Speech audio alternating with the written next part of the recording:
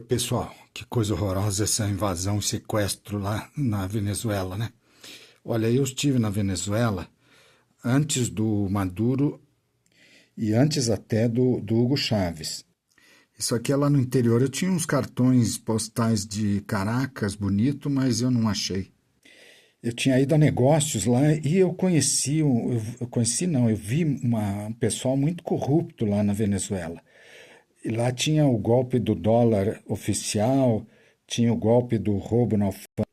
Eu conheci os Estados Unidos também. O problema, eu morei há um tempo lá nos Estados Unidos. O problema dos americanos é muito maior do que o petróleo da Venezuela. Nós vamos falar disso aqui. Eu fiz negócio também nos Estados Unidos. Isso aqui é umas parceiras lá do meu, aliás, a amiga e a mulher do meu parceiro de negócio lá. Vamos olhar para as cidades americanas, nós vamos entender por que eles são viciados em petróleo. Olha essas casas aqui no fundo, ó. É, elas são muito longe uma da outra. Lá eles montaram um esquema que todo mundo lá tem jardim, né? Olha a casa ali onde é que está, ó. E olha a distância de uma casa para outra dos jardins. Isso torna as cidades americanas muito espalhadas, muito grande. Elas são umas 4 vezes maior em quilômetros quadrados do que no Brasil. Isso considerando a quantidade de habitantes, é proporcional. 4 vezes mais área. Aí eles gastam muito petróleo porque as distâncias são muito grandes e você não sai da porta de casa e logo tem uma padaria na esquina. Não é assim. Isso aqui é um estacionamento de trabalhador de linha de fábrica lá, ó. Todo mundo com aqueles carros enormes que gasta gasolina pra caramba. Aí todo mundo tem que passar nessas freeway aqui, ó, essas via marginal gigantes. Isso aqui é uma cidade que na época tinha 200 e poucos mil habitantes. Você não vai num supermercado de a pé, você tem que pegar o carro, tudo umas casinhas, aí todo mundo tem o seu jardinzinho. Esse é um esquema que começou depois que eles resolveram, levaram anos para solucionar aquela crise de 1929. Aí as construtoras pressionavam os governos para fazer essa cidade expandida, para elas venderem mais infraestrutura. Só que o que acontece? Aí os caras gastam 5, 6 vezes mais petróleo do que nós. Nós não estamos defendendo que a nossa cidade seja horrorosa, que nem grandes áreas lá de São Paulo. Olha isso aqui, ó, só cimento, faz mal para as emoções, você não tem emoções, só tem estresse.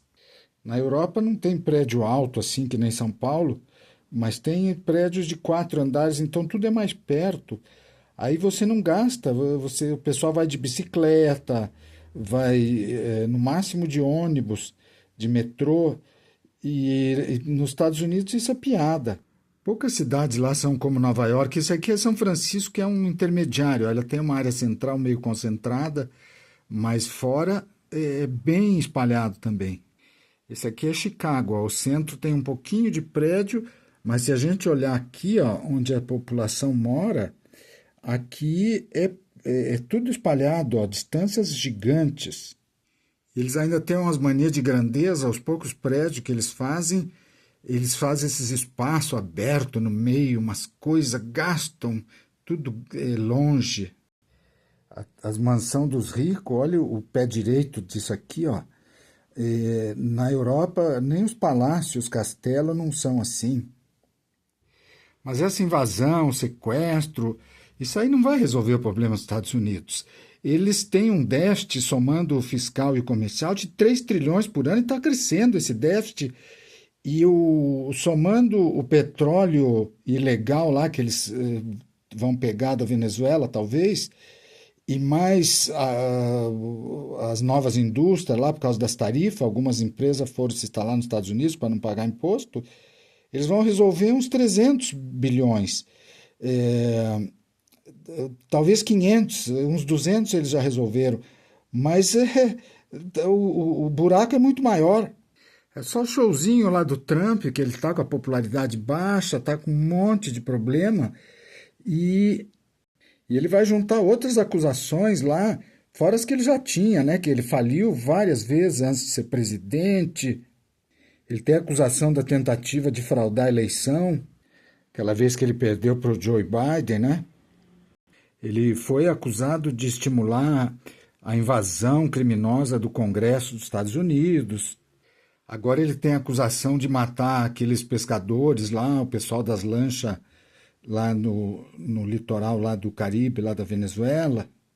A Venezuela não tomou o petróleo dos americanos. Tinha umas 3 ou mais empresas americanas lá na Venezuela. O Chávez só mudou a lei. Isso é um direito dele mudar a lei. Ele botou os royalties no petróleo e ele investiu bastante em educação, quase zerou o analfabetismo lá. Ele estava fazendo um grande trabalho. Por mais de 10 anos, a Venezuela foi o país que mais cresceu na América Latina, quase zerou o analfabetismo, estava menos de 1%. Aí é muito melhor do que o Brasil nesse sentido. Aí as empresas americanas não quiseram ficar lá e foram chorar para o Trump.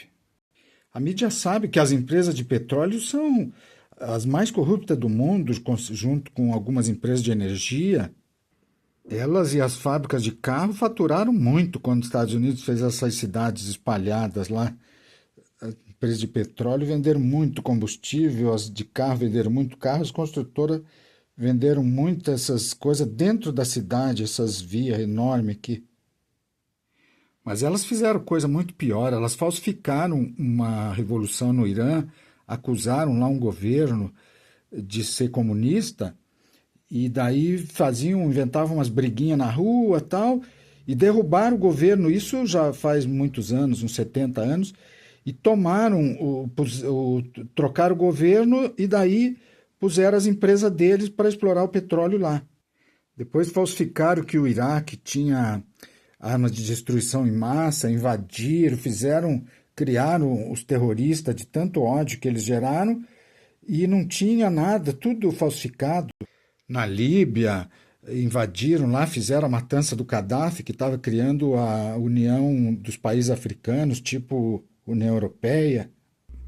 E até no Brasil, né, o pré-sal tinha aquele esquema dos royalties, que todo mundo lembra, e daí o Wikileaks tem acusações aí que houve pressão e suspeita de corrupção para mudar a lei e tirar os royalties e mandar petróleo para os Estados Unidos e para o mundo sem imposto. A mudança de lei que o Chávez fez na Venezuela é muito menor do que as mudanças que o Trump fez para descumprir o Acordo de Paris, que era um acordo ambiental. Daí você tem o acordo nuclear do Irã, que estava indo bem, o Irã estava cumprindo, daí desfizeram também para tentar sacanear o Irã. O acordo do fim do embargo, da diminuição do embargo lá com Cuba, que estava assinado pelo Obama, o Trump entrou e desfez. Eles podem desfazer contrato, mas ninguém mais pode, né? Daí eles querem invadir e dizer que é ilegal. Em vez deles educarem o povo deles, que está lá com 26% de viciados, se você somar drogas, remédios e álcool, né? Em vez de eles investirem na educação técnica, na questão da produtividade, para eles diminuir as dívidas, eles têm 400% de dívida versus PIB, se você somar governo, famílias e empresas. Em vez de eles começar a fazer coisa mais prática, mais barata, eles querem ficar gastando e que o mundo pague a conta deles. Eles não são mais líder. E tecnologia, hoje a China lidera em carro elétrico, em bateria para carro elétrico, energia solar, trem-bala, um monte de coisa, quase tudo. Agora a China está fazendo chip mais leve e produtivo, mais rápido que os americanos. Os Estados Unidos não têm tecnologia de trem-bala eficiente, competitiva. Aquelas grandes distâncias do país, aquele povo viaja tudo de avião ou de carro. Na estrada, o transporte rodoviário deles, de caminhão, também não tem trem que nem na Europa. Os Estados Unidos têm software, mas ele não tem materiais leves como a Rússia, novos materiais que fizeram os mísseis agora mais rápidos do mundo. Eles não têm aviões leves como a própria Embraer do Brasil, que tem aviões que gastam menos combustível. E agora a inteligência artificial deles está perdendo para a China também. A China dá mais resultado, gastando menos energia e está avançando muito mais aplicativa. Os Estados Unidos está assim, em coisinha de imagem e tal, e de um pouquinho de serviços, mas a China já está na automação dentro das fábricas, e um monte de coisa mais prática, de uso mais robótica, na inteligência artificial. Então, os Estados Unidos têm que parar com essas guerras, com essas loucuras, com essas invasão, o poder na base da força. Eles têm que resolver os problemas, fazer projeto como a China, a Coreia do Sul, o Japão, os países inteligentes fazem. Eles têm que ser mais leve e parar com essas coisas pesadas. Por isso que o Japão entrou no mercado deles, porque eles só tinham aqueles carrão, aquelas banheiras enormes. Aí o Japão fazia carro pequeno, eles riam, mas quando veio a crise do petróleo, aí o Japão se deu bem. Porque a Venezuela hoje é muito menos corrupta do que na época que os americanos eram parceiros daqueles governos bandido dela lá. Quando eu tive lá, não era meu mercado, eu exportava para vários países, mas eu fui lá para um treinamento e eu conversei com o pessoal. Aí eles me contaram, por exemplo, o golpe da alfândega. Eles pagavam uma vez e pegavam duas mercadorias. O exportador mandava a mercadoria para eles e eles roubavam da alfândega, davam uma propina para o fiscal, daí cobrava o seguro do frete e daí eles faziam o exportador mandar de novo. Olha o trabalho que dava.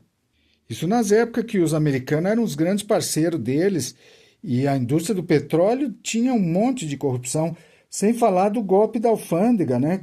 Desculpa, o golpe do dólar, que tinha o dólar oficial, você fazia uma fatura falsa e entregava lá no Banco Central deles lá, comprava o dólar oficial de manhã e de tarde vendia no paralelo.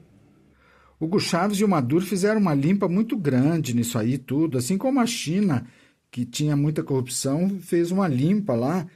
E aí agora os americanos são inimigo e tal, porque ganhavam dinheiro fácil. Os americanos não desviciaram.